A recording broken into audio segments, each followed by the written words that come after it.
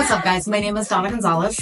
I am a black belt under Eddie Bravo. I'm also the gym manager and one of the coaches here at 10th Planet South Bay.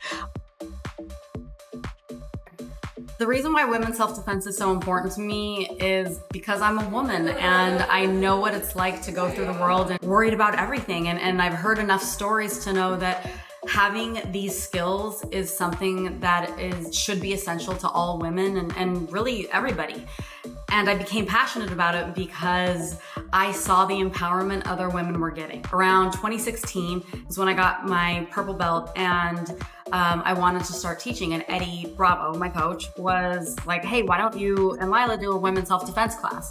And so we did, and we got 16 women in our first 6-week course. And we really started it for a very selfish reason. We wanted more female training partners, but what it turned into was I want all women to feel this. I want all women to feel the empowerment and the strength that comes with doing this. And the only way that I can contribute to that is if I'm the one out there reaching out to every woman that I possibly can and showing her this. And I think it's kind of cool that I'm the one that's doing it, or at least from my perspective, because I am tiny and I'm a little bit older. I'm 5'1", I'm in my late 40s. I feel like if I can do this, anybody can do it. There's really nothing athletically spectacular about me, and I know if I can come in here every single day at my size and my age, teach women and smaller people, and maybe the person who's not the most obvious person to be in the sport, that they are capable and all of these things are available to them on a very powerful level, then I feel like I've achieved the thing that I set out to do.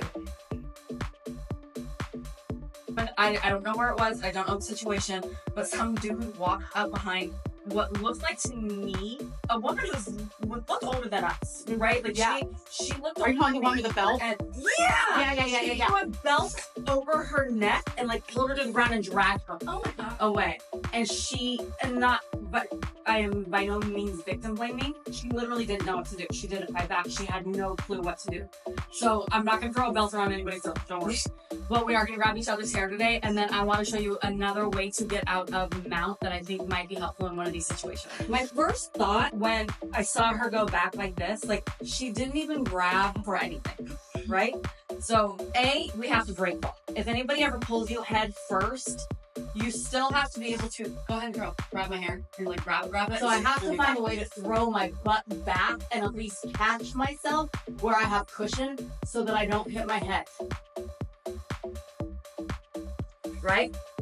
That just probably saved me from getting knocked out. You guys don't have to do this to each other, especially if it's triggering for you. I really want you guys to grab each other's hair, throw each other down. And especially my young girls. This is something this is how kids fight, right? Somebody's gonna grab your hair and try and throw you down. So butts go back immediately. Somebody grabs you, butt, yep. It hurts. Huh? What if it hurts? It's probably going to hurt. Yeah, it's probably going to hurt. This is the other thing, and I don't feel like I have to tell this group that. Learning how to be aggressive with your body is not something that people practice enough. And as much as I can talk till I'm blue in the face, you just have to pull everything out of here and use all of your strength and everything you got when the time comes. So I just want you to really grab your partner's head, pull, yank her back, and practice your break fall in a realistic manner. Cool? The goal of this exercise is learning how to react and fall correctly. The whole thing about a break fall is that when something happens that you're not expecting, then you have to be able to protect your body. Self-defense is about getting away from danger, not staying and fighting. It's about creating as much space as possible, and that's all we're practicing, or what we're going to practice after we fall and protect our head and our breath. Eddie Bravo. Who I love. He loves trauma typing. He's like, Dawna, look at this woman getting attacked by a machete. And I'm like, he's like, if she just knew how to mass escape, she'd be fine. I was like, so we've talked about this a lot. In order to escape somebody's mount, I either need her really high on my chest or low on my hips, right? And if she's doing one of these, I can help her by pushing her forward with my knee. She has no choice. If I start bumping my hips or getting space and kind of pushing her arms up, she can either keep holding onto my neck or she can catch herself, right?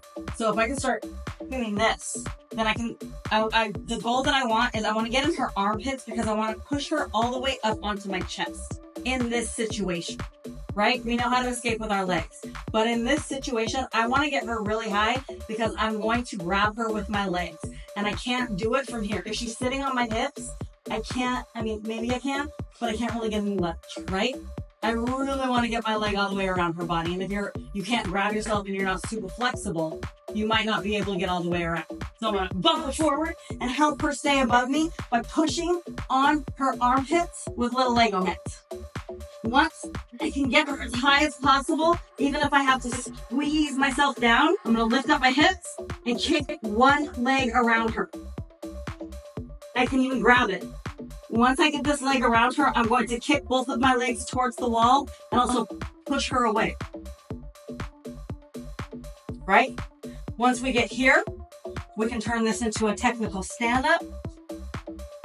Or, if we're a little bit more advanced, we can start attacking people's legs and make sure they can't follow us. Right?